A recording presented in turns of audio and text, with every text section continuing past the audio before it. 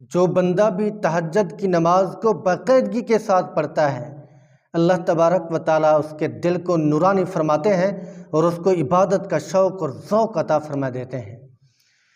بسم اللہ الرحمن الرحیم وَمِنَ اللَّيْلِ فَتَهَجَّدْ بِهِ نَافِلَةً لَكَ عَسَىٰ أَن يَبْعَثَكَ رَبُّكَ مَقَامًا مَحْمُودًا۔ معزز و مکرم سامعین گرامی، اللہ تبارک و تعالیٰ نے تمام لوگوں کے اوپر احکامات لاگو فرمائے ہیں، جن میں سے ایمان کے بعد سب سے اہم ترین عبادت وہ نماز کی ہے، فرض نماز کی، اور نوافل میں سب سے اہم ترین نوافل تہجد کے ہیں۔ جو بندہ بھی تہجد کے نوافل کو ادا کرتا ہے، اللہ تبارک و تعالیٰ اس کے دن کے نیک کاموں کو، نیکیوں کو قبول فرما لیتے ہیں۔ حدیث پاک میں آتا ہے، ایک مرتبہ صحابہ نے عرض کی، یا رسول اللہ صلی اللہ علیہ وسلم کہ ہمیں کیسے پتہ چلے گا اللہ تبارک و تعالیٰ نے ہماری نماز کو، ہماری عبادت کو قبول فرما لیا ہے؟ تو حضور نے فرمایا، جب ایک نماز کے بعد دوسری نماز کی توفیق مل جائے تو سمجھ جاؤ کہ پروردگار عالم نے تمہاری نماز، پچھلی نماز کو قبول کر لیا ہے۔ ٹھیک ہے، یہ اصول رکھیں۔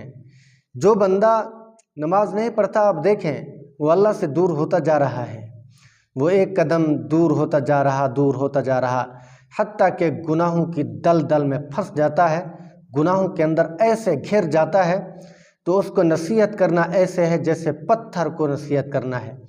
اس کا دل سنگ دل بن جاتا ہے، پتھر دل بن جاتا ہے، جس کی وجہ سے اس کے اوپر نصیحت، واعظ، بیان، تقریر، سمجھانے والی باتیں اثر انداز ہوتی نہیں ہیں۔ ٹھیک ہے، تو یہ ضروری چیزیں ہیں، اس کے اوپر عمل کرنا ضروری ہے۔ تو تہجد کے بارے میں آپ کو عرض کر رہا تھا کہ تہجد کی نماز کا جتنا معمول رکھیں گے اتنا آپ کے مسائل اللہ تبارک و تعالیٰ حل کر دیں گے، اللہ تبارک و تعالیٰ دنیا آخرت اچھی فرما دیں گے۔ میرے دوستو، یہ کوئی مشکل کام نہیں ہے۔ ویسے جو بندے پنج گانہ نماز کے عادی ہیں، 5 وقت کی نماز پڑھتے ہیں، بہت اچھے لوگ بھی ماشاءاللہ موجود ہیں، تہجد بھی پڑھتے ہیں، چاشت بھی پڑھتے ہیں، اشراق بھی پڑھتے ہیں، اوابین بھی پڑھتے ہیں، صلاۃ التوبہ کا بھی معمول ہے، تو وہ تو رات کو اٹھ جایا کرتے ہیں۔ اور جو بندے تہجد کی نماز کو باقاعدگی کے ساتھ نہیں پڑھ سکتے، ان کو یہ کہتا ہوں کہ آپ الارم لگا لیا کریں اور تہجد پڑھنے کا پختہ عزم اور ارادہ بھی کر لیا کریں۔ اس کے باوجود اگر الارم بجے، آپ کی نیند نہ کھلے، آپ بیدار نہ ہوں، تو اس میں آپ کو تہجد کی نیت کرنے کا ثواب بھی مل جائے گا۔ ٹھیک ہے، کیوں؟ آپ نے پختہ ارادہ کیا تھا کہ تہجد کی نماز پڑھوں گا، لیکن آنکھ نہ کھلی تو یہ آپ کو مفت کے اندر ثواب مل جاتا ہے۔ تو اسی لیے تہجد کا پختہ ارادہ کریں۔ ہمارے مشائخ، ہمارے مرشد، مربی، پیر و رہنما فرماتے تھے کہ باقی لوگوں کے اوپر دن میں 24 گھنٹوں میں 5 نمازیں فرض ہیں اور آپ کے اوپر 6 نمازیں فرض ہیں۔ وہ کیسے؟ 5 فرض، 6ٹھی تہجد کی نماز۔ ٹھیک ہے، تہجد کی نماز گویا کہ فرض کے درجے میں اس کو قرار دے دیا کہ ایسے معمول بناؤ، ایسے پابندی اختیار کرو جیسے آپ فرض نماز پڑھ رہے ہیں۔ جیسے فرض نماز کے لیے آپ بے فکر ہوتے ہیں، اس کے لیے آپ پابندی کرتے ہیں، اہتمام کرتے ہیں، ایسے ہی تہجد کے لیے فکر مند ہو جا کریں، تہجد کو معمولی عبادت نہ سمجھا کریں۔ تو اللہ تعالیٰ سے مانگا کریں، اللہ تبارک و تعالیٰ دیتے ہیں۔ تو رات کو تہجد پڑھنے کے بہت سارے فائدے بھی ہیں۔ ٹھیک ہے، رات کو جو بندہ تہجد کی نماز پڑھتا ہے اور سارا دن جسمانی فائدہ یہ ہے، تر و تازہ رہتا ہے، چاق و چوبند رہتا ہے۔ ٹھیک ہے، ایک بات۔ دوسرا یہ ہے کہ اس کو ریاضت اور عبادت کا شوق مزید بڑھتا ہے، مزید اس کی یعنی قوت عبادت بڑھ جاتی ہیں کہ میں اللہ تبارک و تعالیٰ کی مزید عبادت کروں، اللہ تعالیٰ کو مزید راضی کروں، یہ چیزیں اس کے اندر آ جاتی ہیں۔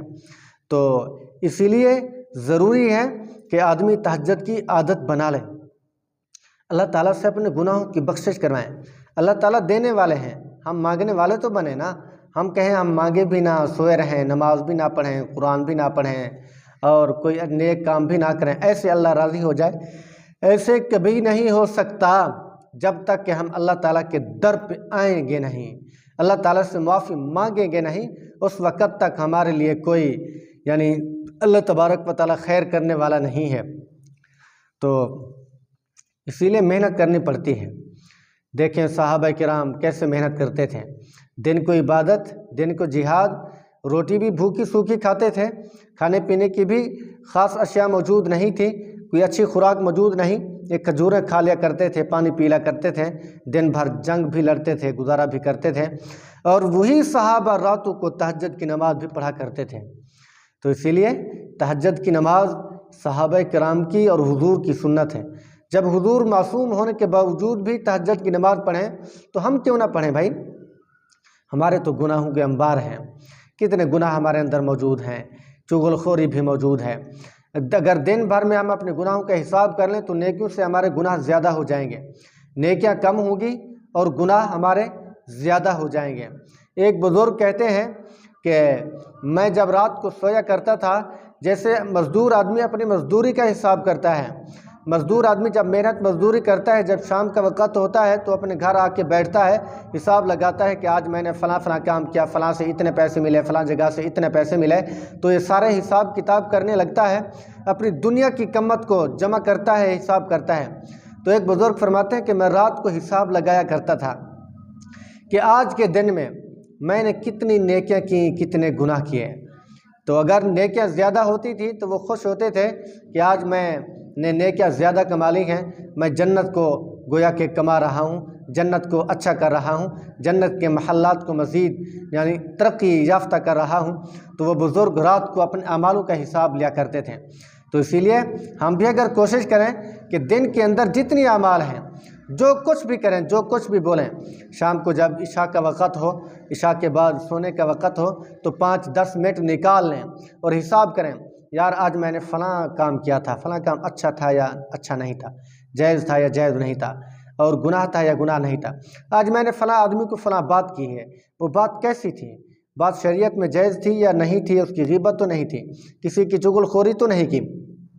اور آج میں نے نمازیں کتنی پڑھی ہیں، ظہر پڑھی ہے یا نہیں پڑھی، فجر پڑھی ہے یا نہیں پڑھی، عصر پڑھی یا نہیں پڑھی، مغرب عشاء پڑھی ہے یا نہیں پڑھی، آج میں نے قرآن کی تلاوت کتنی کی۔ تو اس کے بارے میں ذرا اپنا محاسبہ کیا کریں۔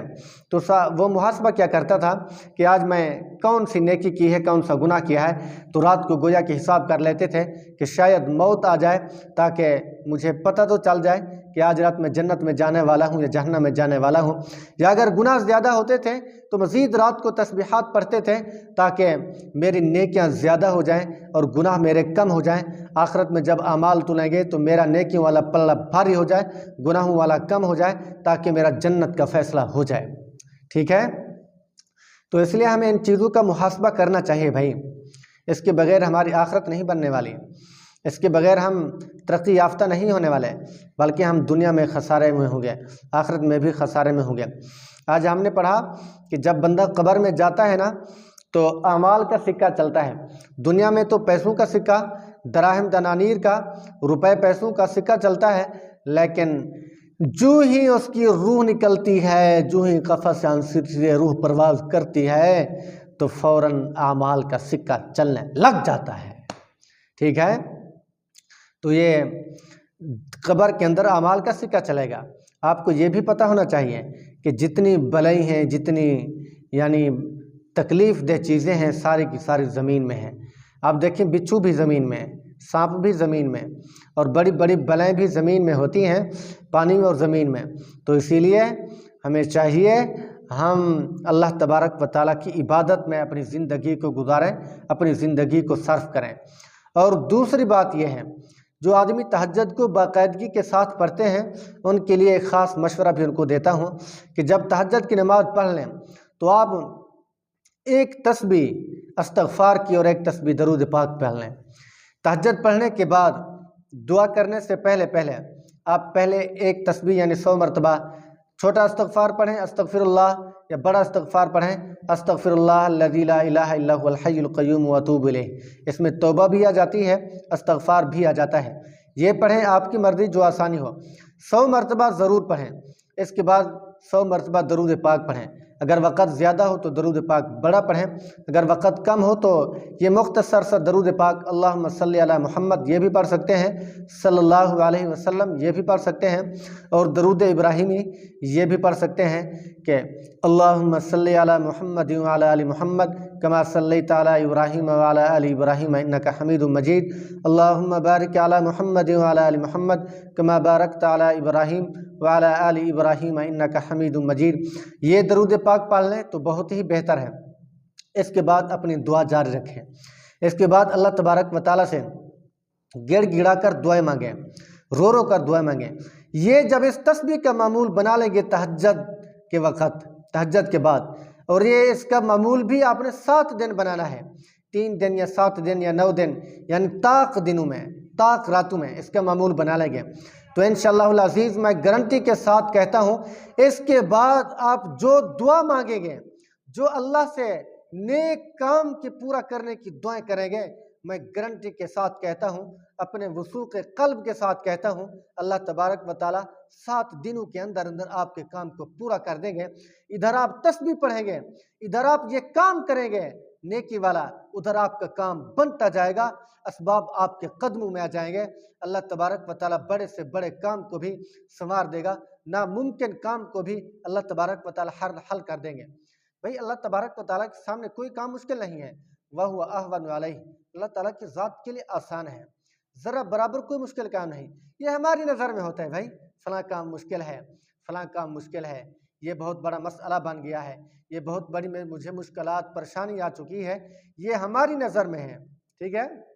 لیکن اللہ تبارک و تعالیٰ کے سامنے کوئی مشکل نہیں ہے، اس کے سامنے تمام مشکلات برابر ہیں، 1 منٹ میں اللہ تبارک و تعالیٰ اس کے آسانی کے حالات پیدا کر دیتے ہیں۔